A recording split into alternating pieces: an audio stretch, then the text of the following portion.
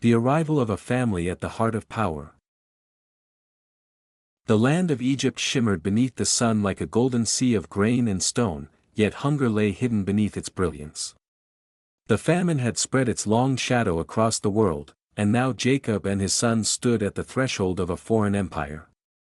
Joseph, once a slave and prisoner, now walked ahead of them as a ruler clothed in authority. Joseph selected 5 of his brothers and led them into the presence of Pharaoh. He told the king that his family were shepherds, men of the fields and flocks, and Pharaoh listened with calm interest. When Pharaoh learned of their skill, he granted them the finest grazing land, the region of Goshen, and even entrusted them with responsibility over royal livestock. Thus, the family of Israel was not merely spared, but honored. Jacob before Pharaoh, a meeting of time and eternity. Joseph then brought his father Jacob before Pharaoh. The old man, bent by years and sorrow, yet crowned with quiet strength, stood before the most powerful ruler on earth. Jacob blessed Pharaoh, not as an inferior begging favor, but as a patriarch carrying the weight of divine promise. Pharaoh asked about Jacob's age, and Jacob answered with humility and honesty. He spoke of his years as few and difficult, marked by wandering and loss, and not equal to the long lives of his ancestors. After blessing Pharaoh once more, Jacob departed. In that moment, the fragile shepherd stood taller than the throne, for he carried a legacy older than Egypt itself. The land of Goshen, a place of life amid death.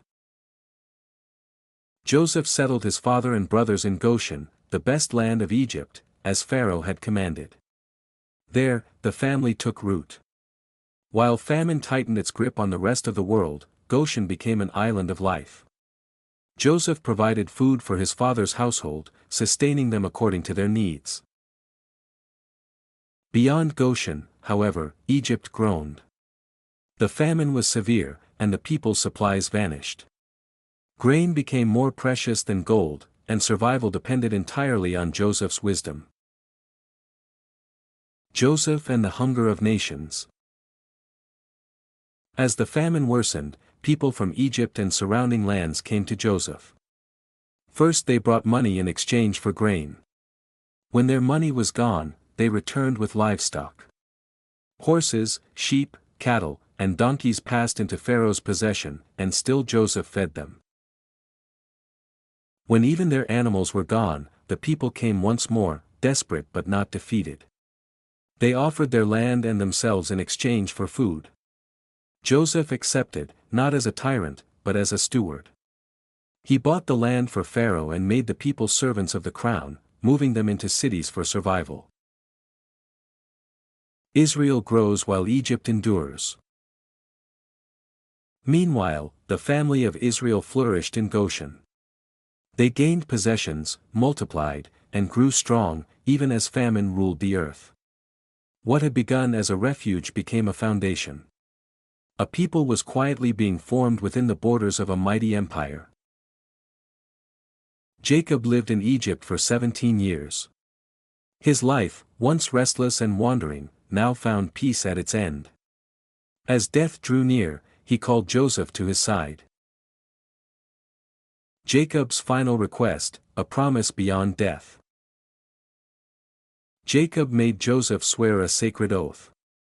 He asked not to be buried in Egypt, but to be carried back to the land of his fathers, to rest with Abraham and Isaac.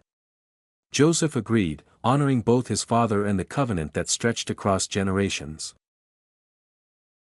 Jacob bowed in gratitude, leaning on his staff, his journey nearly complete. The chapter closed not with death, but with hope anchored in promise.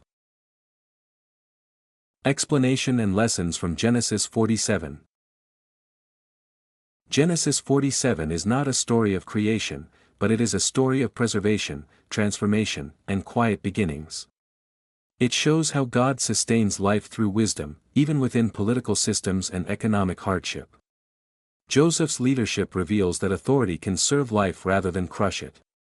His policies save a nation and prepare the stage for Israel's growth. Jacob's encounter with Pharaoh reminds us that spiritual legacy outweighs earthly power. Though aged and worn, Jacob blesses a king, showing that those who walk with God carry a dignity no throne can grant.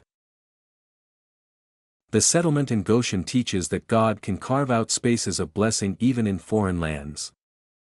Israel grows not through conquest, but through patience and faithfulness. Finally, Jacob's desire to be buried in Canaan shows that hope is not limited to the present. Even in comfort, he looks beyond Egypt to God's promises. The chapter teaches trust in God's provision, responsibility in leadership, humility before power, and faith that reaches beyond death itself.